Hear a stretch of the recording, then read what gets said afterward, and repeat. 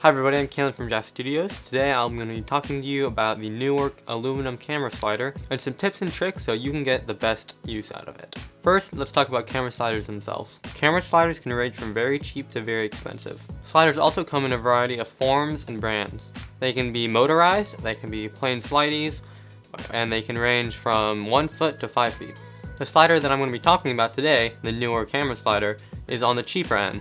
But sliders can easily go up for above $1,000.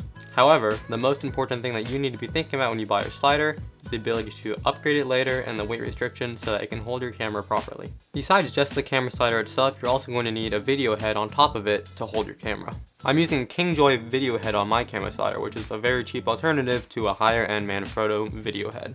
If your camera is very heavy, then I'd invest in a high quality video head in order to hold it properly. When mounting your slider, there's a variety of ways you can do it. I prefer to mount my slider on 2 light stands. However, you can also mount it on 1 tripod or 2 tripods. The most important thing here though is to make sure that your slider is stable and that there's going to be no wobble while you're filming. Now to slider techniques. As I said before, the most important thing when using your slider is to make sure that there's no wobble in your light stands or the tripods that you are using to hold the slider. Make sure that you tighten the bearings on the sled on your slider to ensure that there is no wobble in between the sled and the rails. For performing the actual slider movement, I prefer to put my hand on the base of the video head as an alternative to holding the camera itself. Whichever way you choose to hold your camera, just ensure that there's no shake while you're sliding it. Another great way to slide is by putting a rubber band around your video head and pulling the rubber band, which releases tension and makes the sliding motion very smooth. In general, slider shots are very useful for adding slight movement to a normal shot that would otherwise be very boring. My first tip for using a slider would be to have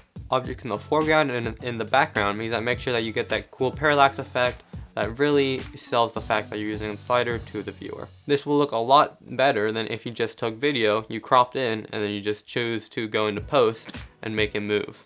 This parallax effect is great for interviews, B-roll, and a variety of other shots. My second tip for using sliders is to not just use it in the horizontal fashion.